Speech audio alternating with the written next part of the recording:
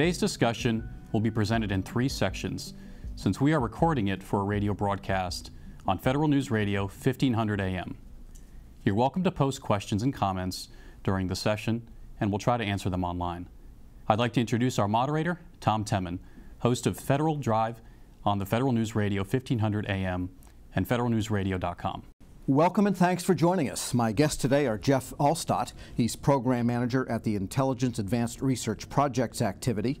Robin Tottengall is Chief Data Scientist at the EPA. Linda Williams is Deputy Director for Strategic Technology and Investment at the Defense Logistics Agency. And Kirk Everson is Managing Director of Federal Advisory Practice at KPMG. It's good to have you all. And our general topic today is intelligent automation, and there are lots of sub-technologies that feed into that. And in one sense, the first transistor that ever turned a switch was the first beginning of automation, of something that someone didn't have to push a pencil to do. Today we have billions of transistors in small boxes that can do a lot more than those initial ones could do. And so, given the fact that the President's management agenda is calling for the automation of the types of tasks that are drudgery and boring tasks for federal employees, freeing them to do higher level work and use their brains in really a much more creative way, that is not to get rid of them, but to have them do better work. And then we have the modernization drive, backed by Congress, backed by the administration, several administrations, truth be told. And so in that context, we're going to talk about these types of technologies. So I guess my first question, and we'll start with you, Linda, is given these contexts and the availability of these technologies for automation of tasks and data analysis, what are you looking at DLA? Where do you see your work going? So, by the way, thank you for having us. At DLA, we're looking at a wide range of opportunities. We have several projects that we're working in robotic process automation, which, as you said, is taking those mundane, routine tasks and having a computerized bot do those. We also have chatbots that we've started to investigate. We have a pilot project going on with that, where we've instituted a chatbot to help us with our help desk. So that would be your own users calling in for information? Absolutely.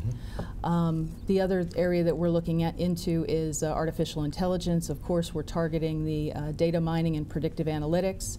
We have a lot of data out there on usage and back orders and needs, and so we're trying to get our arms around all the data that we have to make better business decisions in support of the warfighter. So it's not just necessarily a matter of not running out of stock, but also managing the costs and acquisitions in a way to maintain that stock in the most efficient way. In the most efficient way, exactly. We could spend a lot of money and have a lot of stock and have 100% order fulfillment, but we'd be wasting a lot of money. Sure, got it, okay. Robin, you're all about data.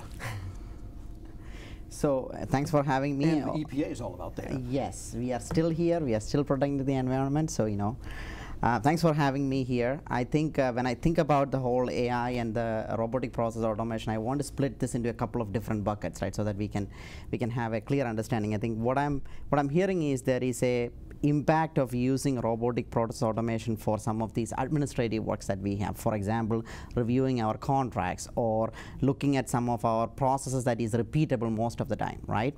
So I can see computers taking over some aspects of that processes to be more automated by using a computer or some kind of a machine, AI-based machine, right? Now, when I think about the whole artificial intelligence, and I think this keyword needs to be defined too, right? People talk about artificial intelligence, then they go and talk about machine learning, they go and talk about deep neural networks, right? So if you look at the entire class, it basically fits within AI. Now, what we are seeing there is AI can improve the efficiency of the agency to do their work, right? For example, they may not be able to replace a scientist, but what we could do is we can use AI-based systems to help the scientists to say that, look, of the entire United States, these are the areas that you need to focus on a specific problem you are working on. So I think that is the benefit that I see with respect to artificial intelligence becoming more and more prominent within the agency, right? Now, another aspect of AI is going to be AI gives you data sets in still raw format. So what we are doing at the agency is starting to think about how can we make the data that is coming out of these systems to be more useful for decision makers.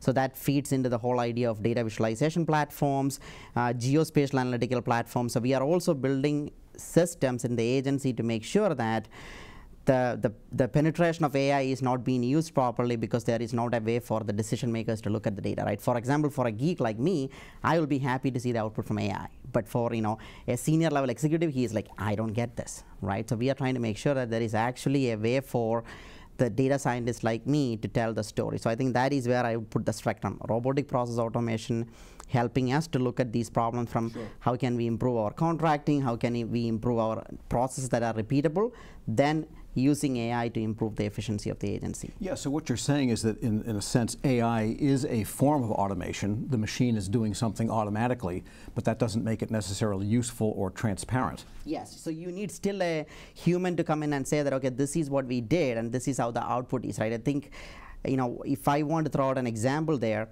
there was a famous case what people talked about. There is an AI system that was designed to identify wolf versus dogs, right?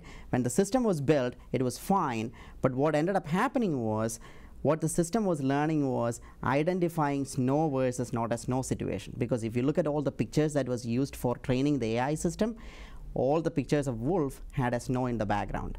All the pictures of the dog didn't have a snow in the background. So what AI did was it figured out that if it's a wolf, there is snow in the background. So what ended up happening was when the system go into production, it will say if it's not a wolf or a dog because it does not, it hasn't captured the right characteristics. So I see that AI is good, but we need to have people who understands how to train the system and make sure that it is functioning in the right way. So I think there is still people needed in some of these things. And make sure you really show it a cold chihuahua somewhere outside. Okay. Jeff, IARPA looks across so many domains within the vast intelligence community. What are some of the bot type of efforts you're looking at? Yeah, so at IARPA we serve the intelligence community, and the intelligence community, just like all other parts of government or large organizations, has plenty of bureaucratic or administrative processes that can be improved through automation. That is things that we would very much like to be consumers of at IARPA, but it's not the area that we're developing capabilities, right? We're developing capabilities that are more IC specific, and so this is primarily about information processing. This is primarily where our areas of automation or AI start to show up. So we have programs such as Janus, which is about face recognition and then identification that would help an analyst be able to sift through a large quantity of video looking for particular bad folks, right? Whereas previously that would have been thousands of person hours. Now it could be maybe done in one. Similarly with other biometrics, we have the Odin program. When it comes to fancier forms of video analytics, we have DIVA, which is about multi-video stream analysis. So you have something like a guy with a backpack shows up in this video stream, and then later he doesn't have the backpack. That's an event that a human would be able to understand some possible significance to. Can we train an AI to do that? And then there are other areas. So for example, IARPA has been involved in geopolitical forecasting for a while. We've had a lot of great successes about helping people develop mental habits that help them forecast the future better, be that whether there'll be civil unrest in a particular society or something like that. So we have a program right now called HFC, which is about bringing machines into that mix, and are there ways to bring automated methods to sort of aggregate and assist these humans making these judgments so that we can get those analyses and those forecasts faster. So these are just some of the things that we do for automation of trying to improve information processing and speed up that process. And just to follow up on what you said in the beginning was the amount of administrative process that everybody is burdened with. Sure. Would it not be useful to also automate those in some manner, just to free up the analysts so they spend less of their day dealing with payroll and whatever it is they do? Everyone has paperwork, everyone has payroll, right? And there's certainly lots of low-hanging fruit to improve those processes both in the public sector and in the private sector. Absolutely agreed. So, well, maybe OPM will do that, and you can just use the solution rather than devote IARPA. Right. So there's a issue within private sector versus public sector of the speed at which we're able to bring in new bureaucratic innovations, right? And the different sorts of requirements we have upon ourselves for how our bureaucracies are formed. And so those are things that I expect we will be having a lot of progress on in the next several years. Certainly some organizations, some parts of government have made big advances there. Whether or not this is going to be something that stems from OMB, I'm not sure. But in terms of the technical capabilities, right, that is probably going to be stood up first in the private sector simply because they have the ability to go fast, right, be able to change their own bureaucratic processes just as soon as there's apparent profit incentive for doing so. Yeah, which brings up a good point. There's that decision point you have to make. Can this be fulfilled commercially versus is it something we need to develop because of the uniqueness of what we're doing? I think probably all three of these agencies have a really good mix of both. Fair to say. Okay. Kirk, you've talked about this quite a bit, and you're no newcomer to the whole intelligent automation idea. Give us what it looks like from your perspective, looking across the federal government. Yeah, again, thanks for having me here, Tom. You know, I think everything that was said is right on. I mean, you know, and automation is not new. RPA is not new. It was actually born decades ago, but now with the advent of cloud compute, elastic compute, you know, accessible APIs and things like that, you're really finding these platforms evolving in a more accessible way for agencies to now take part in.